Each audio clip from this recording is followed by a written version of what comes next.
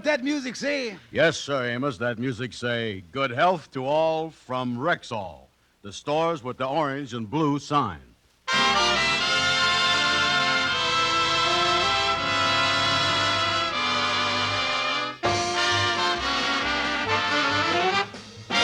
Yes, 10,000 independent Rexall druggists at the stores with the orange and blue sign bring you the Amos and Andy Show, written by Joe Connolly and Bob Mosier, featuring Ernestine Wade, Johnny Lee, Amanda Randolph, Corny Anderson, Lillian Randolph, Jeff Alexander's music, yours truly, Harlow Wilcox, and starring radio's all-time favorites, Freeman Gosden and Charles Correll. Amos and Andy!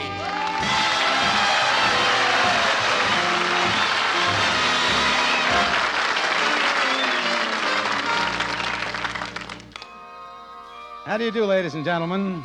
I'm Freeman Gosden. You know, my partner, Charles Correll, and I travel quite a bit, and we have shopped in many Rexall drugstores for ourselves and for our families. We have never found a Rexall druggist who wasn't helpful and friendly, always ready with good advice when we asked it, always ready with the guaranteed Rexall products we want. That's why we like to tell our listeners you can always depend on your friendly Rexall family druggist.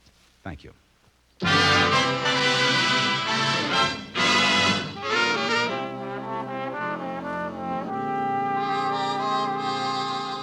Well, the Kingfish's mother-in-law is going to Chicago for a 2-week visit.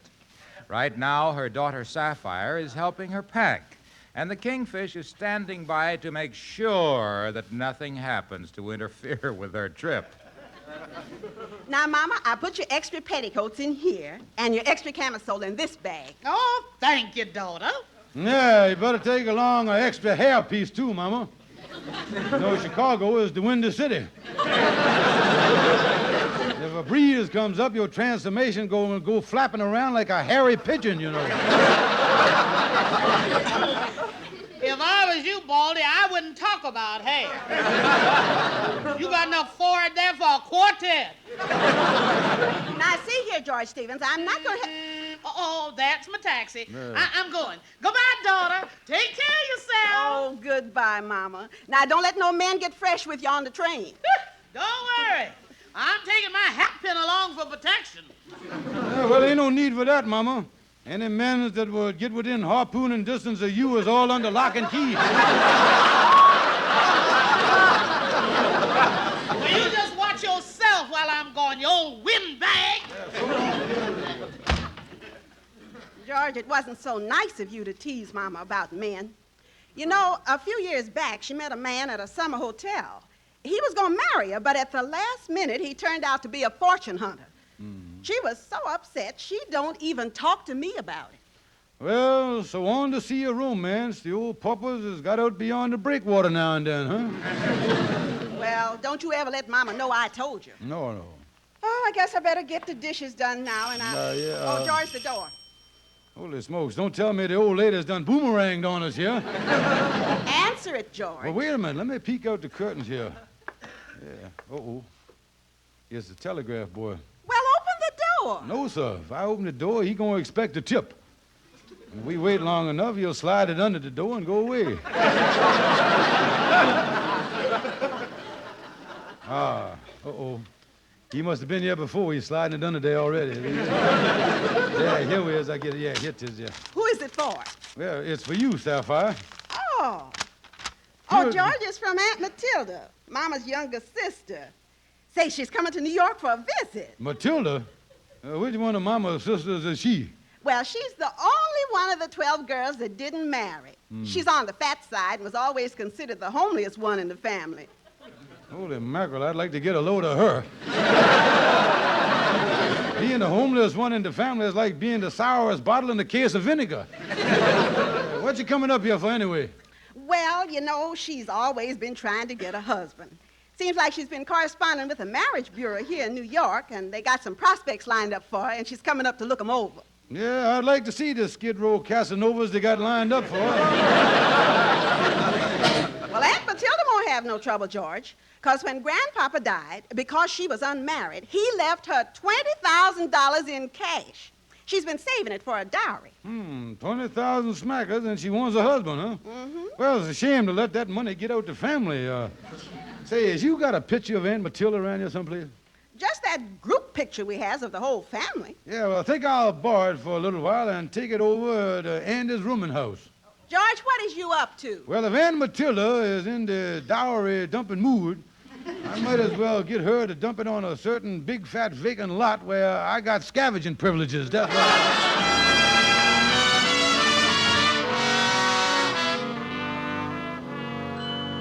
Well, here's Andy's room. I got this picture here with Aunt Matilda on it. It ain't gonna be too easy to sell Andy on this gal, neither. When it comes to homeliness, she stops where alligator leaves off. Maybe I can use the domestic angle on the boy here. Come in. It's open. Well, good morning, Brother Andy. What is you doing there, boy? Oh, I'm mending my socks here. I got 7 socks, but only 3 or 4 of them is any good. So you see, by taking the toe from one and the heel from another, and scotch tape them together here, I come up with 1 pair in walking condition. Well, there's no doubt about it, Andy.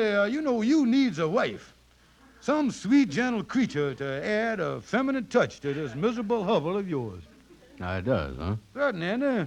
Think of what a wife could do for this place. A little feminine niceties, a lace doily under the cuspidor there. Flowers in them old milk bottles on the windowsill. New rat traps under the bed marked his and hers and all that. Well, yeah, I guess you could female up this dump without hurting it. Of course, I went with a lot of gals, but they was all too flighty to join up in holy monotony, I'll tell you that. Well, that's the trouble, Andy. You was always going for beauty instead of character. For youth instead of maturity. The trouble is, Andy, you was always running around with the Coke and 7-Up crowd. It's time you explored the nuptialating possibilities of the hot water bottle and the Sloan liniment set. Yeah. I suppose sometime if I did meet the right kind of a older woman, why, I might go for her. Well, now, strange that you should bring up the subject of marrying an older woman at a time like this. You know, it just so happens, Andy, that I has done heard about a sweet old lady today who is just panting to tie herself and $20,000 up with some nice young edible bachelor. Yeah, well, I wouldn't, wait a minute now, $20,000. What does this gal look like? Oh, you want to know what you look like, huh? Well, now, Andy, I happens to have a picture of her right here in my pocket. It was taken in a family group. She is the one with the long hair. Yeah. Let me see. There you. Yeah. Oh, yeah. She ain't too bad. But why has they got a leash on her? Leash? No, Andy. You looking at the family sheepdog there. Wait a minute. She's that tall one next to the dog there. Oh. You can tell them apart because the dog don't have no bald spots, you see. Holy mackerel, Kingfish. That is the homeliest gal I done ever seen. Look at the warts on her there. Well, I know, Andy, but she got $20,000. And that pro rata's out at around $500 a watch, you know that. Yeah, say, this is beginning to sound better. Oh, yeah, she got the money, boy. Yeah, that ain't bad. Okay, it's a deal. Fine, Andy. Welcome to the family. What? Family? Oh, yeah, now, I neglected to mention this, but you see, this Aunt Matilda, that's Sapphire's mama's younger sister. Now, when you marries her, you and her money is going to be my Uncle Andy. Ha, ha, ha. Wait a minute here. Wait a minute. I don't want to marry into no family that's made a career of homeliness. I'm going to stick to the young gal. Well, now, wait a minute, Andy. Besides the $20,000, think of the real big advantages of marrying this gal. And with a young, pretty gal, you're always going to be worrying about someone stealing away from you. Yeah, you got a point there. Sure, the only one that's going to take this old mummy away from you is the undertaker. All you is...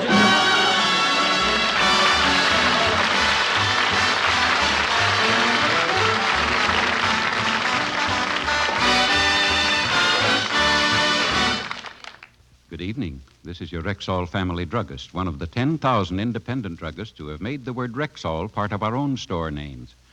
We've done that because we recommend and sell Rexall drug products. A good example is MI-31, Rexall's many-purpose antiseptic. When cooler weather begins, my customers ask for MI-31 to use as a gargle for simple sore throat.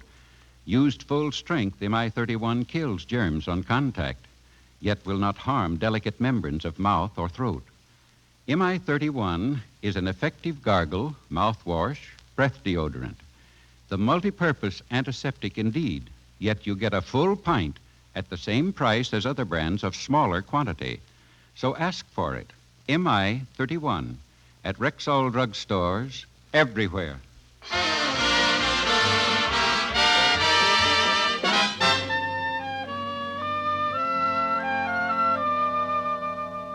Yes, George, Aunt Matilda got in town today, but is you out of your mind? She wouldn't be interested in no man like Andy Brown. Wait a minute, what's wrong with Andy? He's good looking and he has the same sloppy charm as Marlon Drano.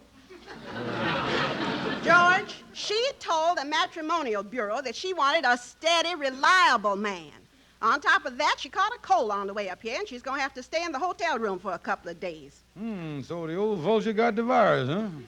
Yes, George, and she wants us to find a doctor for her to give her a checkup. Yeah, well, we could get I know we could call a doctor, huh? Yes. Yeah. So I find all them books and movies and everything, women's is always falling in love with a doctor, ain't they? Well, yes, George, I guess a lot of women does that in real life, too. Yeah, excuse me, honey, I'm going out. Women falls in love with a doctor. I think I'll go over to Lodge Hall and spend the next 15 minutes putting Andy through medical school. That's what I'm going to do.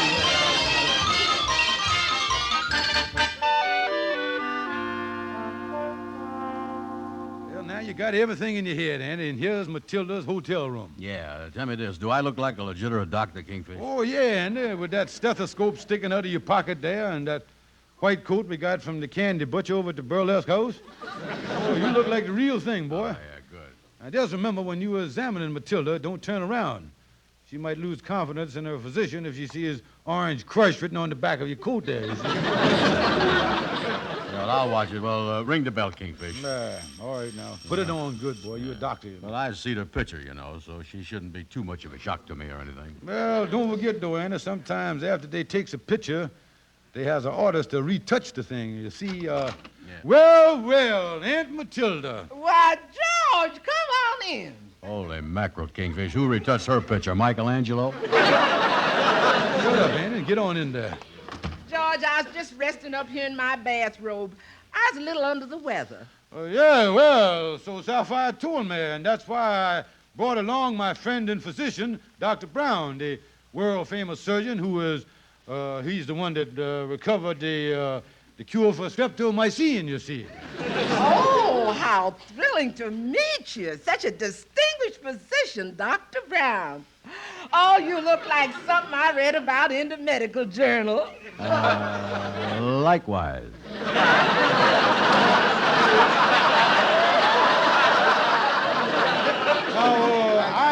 I brung along the doctor, Aunt Matilda, to give you a quick culinary examination, you see. Oh, that was sweet of you, George.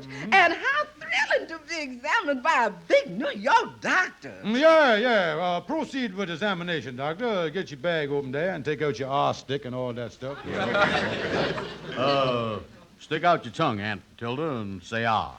Ah! A little further. Ah! A little further. Ah! What do you think, Dr. Brown? She's sick, all right. The last time I see the tongue that bad, it was peering at me from behind 2 pieces of stale rye bread. You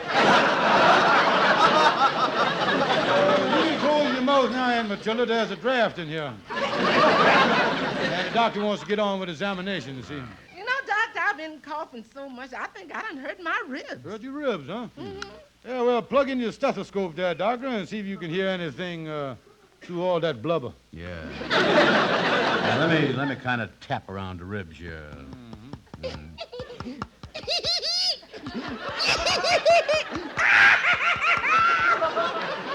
Take it easy there, Aunt Matilda. Take it easy. Kingfish, she sure is a ticklish old gal. Boy, I ain't seen nothing thrash around like that since I dropped my goldfish bowl on the kitchen floor. Oh, I hope I'm all all right, doctor, because just before I left home, my family doctor took my cardiograph. Yeah, well, you know them country doctors. They'll yank out anything at the drop of a hat. Why, a cardiograph is an instrument used to check the heart. No fooling. Yeah, well, now, you will have to excuse the doctor here, Aunt Matilda. You see, Dr. Brown here has been working pretty hard. Yeah. The records show that yesterday alone he performed 32 operations. 32 operations? Oh, why, he must be exhausted. Oh, yeah. On the last operation, he was so weak that he had to lay down on the table with the patient to operate, yeah.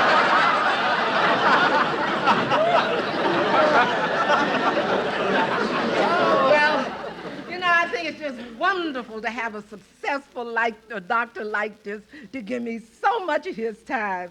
And he's so handsome and charming, too.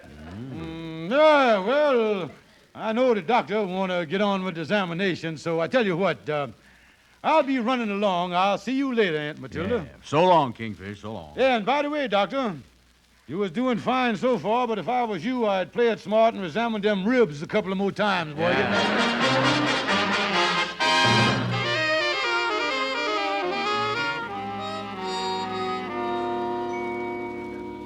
Well, let me get on in the apartment here.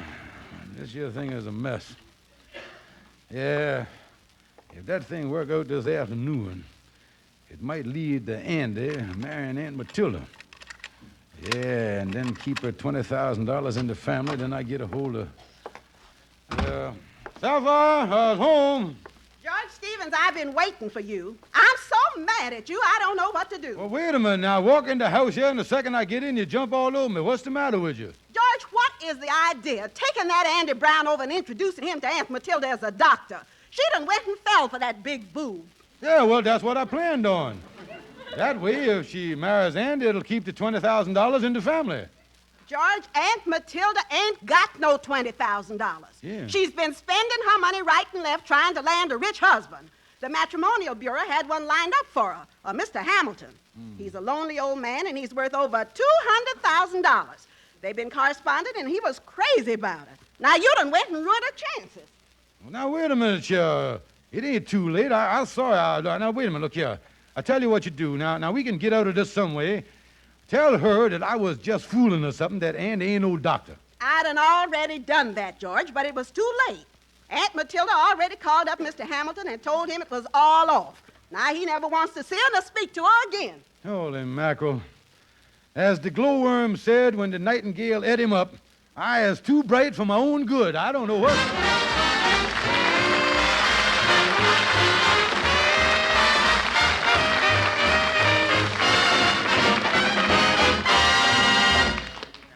This is your Rexall family druggist again. Yesterday, I had a customer with a familiar problem. It went something like this. I'm always running out of cold cream or cleansing cream or throat cream. I'm forever buying creams. Well, ma'am, I suggest a sensible end to that problem. Ann Delafield's all-purpose deep cream is all complexion creams in one. Why, what a good idea. And very good cream, my customers tell me. Rich, deep penetrating, lubricating, and cleansing. Where you'd need half a dozen creams for the complete complexion care you get with Ann Delafield's all-purpose deep cream. And what a beautiful golden top jar. All of Ann Delafield's cosmetics are in beautiful containers. The lipstick, cologne, skin freshener, face powder, eye kit, and this all-purpose deep cream. Ann Delafield's all-purpose deep cream. I'll take it. Very well, ma'am. And remember, Ann Delafield's cosmetics are sold only at Rexall drugstores.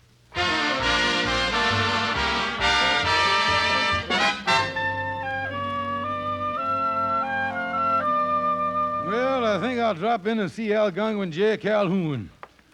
Yeah, the way I messed this thing up, maybe he got some angle for me to get out of it. I don't know. Well, hiya, Calhoun. Is you busy? Just a second, Kingfish. I'm going over a letter here. How did this sound to you? Dear sir, as your opponent in our recent lawsuit, it is my considered opinion that you are, without a doubt, the most unscrupulous attorney I has ever met. Your conduct in court is ridiculous. Your knowledge of the law is infinitesimal, and you have the brains of an ant and the manners of a jackass. Yours very truly. Holy smokes, who is you sending that nasty letter to? Sending nothing. I got this in the mail this morning.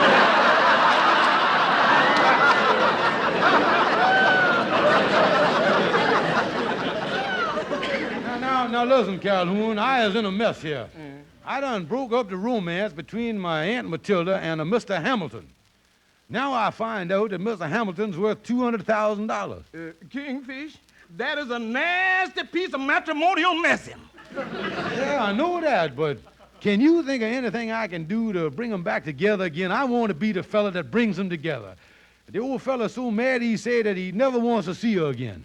Well, now, if a man thinks a gal might do something desperate on account of unrequited love, sometime he changes his mind. Yeah, if Mr. Hamilton thinks that Aunt Matilda was going to do something desperate, he might forgive her. Yeah. Yeah, I'll write him a note. Yeah, I'll send him a note signed Aunt Matilda. Yeah, and then I'll get him to come over to the lodge hall. Then I can work on the old boy's sympathy. Oh, thank you a lot, Calhoun. Yeah. Now, excuse me, Kingfish. I got to get all these law books back. Get them off my the desk and put them back in the bookcase here. Yeah, you sure got a pile of them there, boy. Oh, man, I had a big case in court this week. A woman client of mine was suing her husband. She claimed that her husband was spending his evenings in some other woman's apartment. Yeah. Well, I went into action, but it took a stack of law books 5 feet high to get the goods on that man and his girlfriend. Oh, you read the books and got the legal angles, huh? Heck no, I stood on them and peeked over the transom.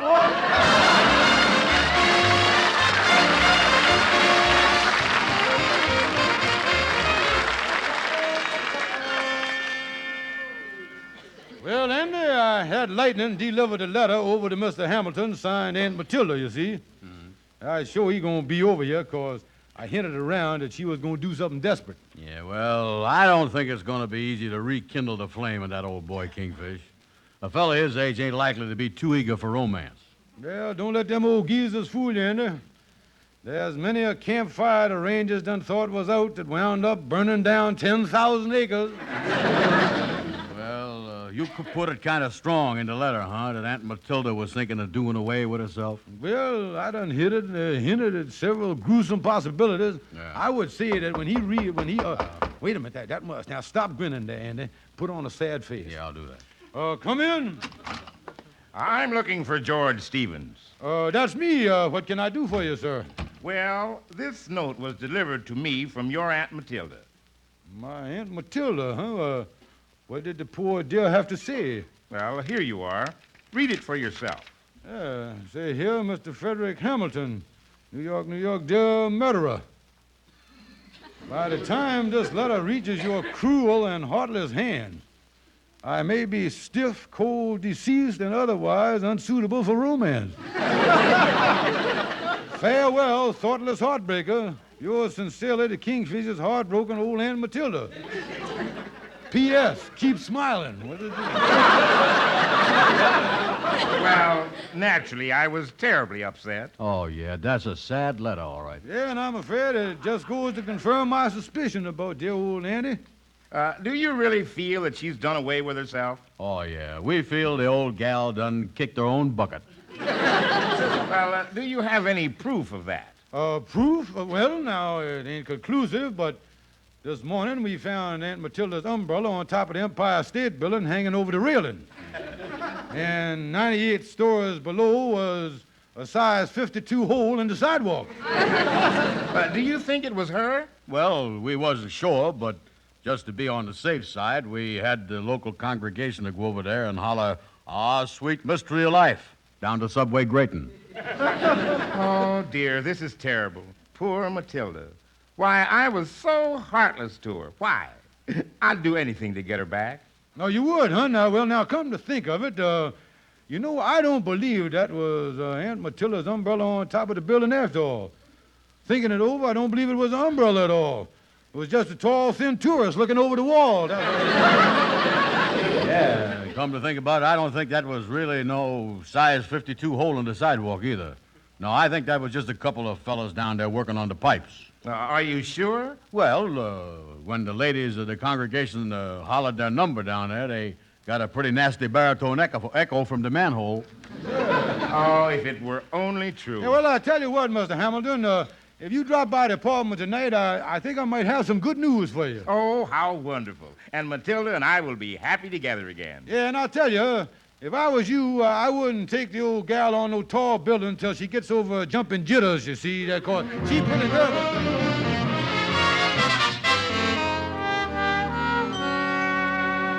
So the Kingfishers, Aunt Matilda, and Mr. Hamilton done reconciled, huh, Andy? Yeah, Amos, they're all happy now. They're going ahead with the wedding and everything else. Yeah, well, I just hope this Mr. Hamilton is all right.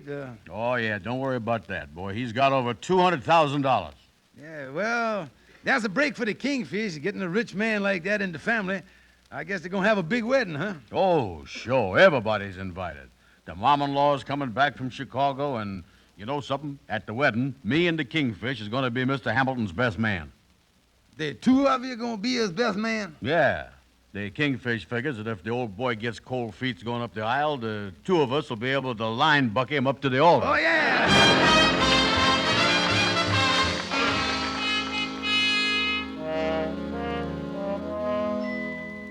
Oh, Aunt Matilda, it's wonderful. Us all having this little dinner up here at the apartment to celebrate your engagement. Oh, I'll be the happiest woman in the world at my wedding tomorrow. Yeah, how about you, Mr. Hamilton? You all ready to sniff the orange blossoms? Oh, yes. I am very happy to have my Matilda back. Oh, yeah, I tell you, she's a wonderful... somebody at the door. I'll get it, folks. Oh, Mama, you was back from Chicago. Well, Mama, I did it. I has done got your sister a rich husband. Yes, son-in-law. When I got Sapphire's wire, I rushed right back here to meet my sister's fiancé. Yeah, well, come on in, Mama, dear. We is all in the dining room. Oh, sister, I'm so glad you're here. And I want you to meet the man I was marrying tomorrow. Well, how do you do? I'm so... Why, it's Frederick Hamilton. That deadbeat jilted me 15 years ago. Let me at it! No, wait a minute, child. Hold it.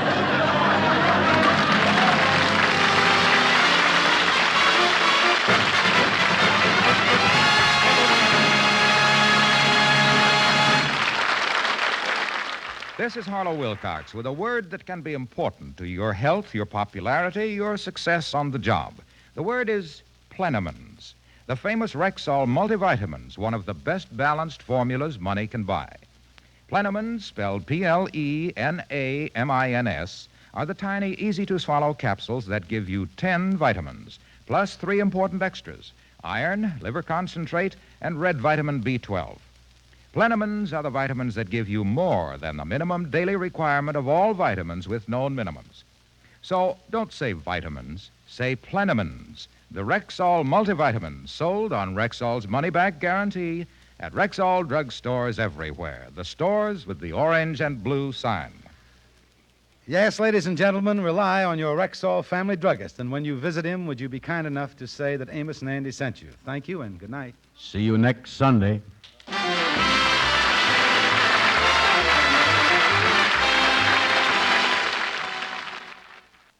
Young women tag after men who use Stag. Stag brushless shave cream, no fuss, no rub-in. Just smooth it on for a quicker, closer, cleaner shave that lasts the whole day through. Wives never nag at men who use Stag.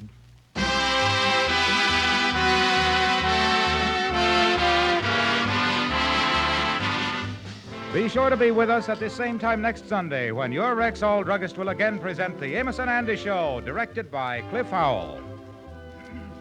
Stay tuned for the Bing Crosby program, which follows immediately over most of these same stations.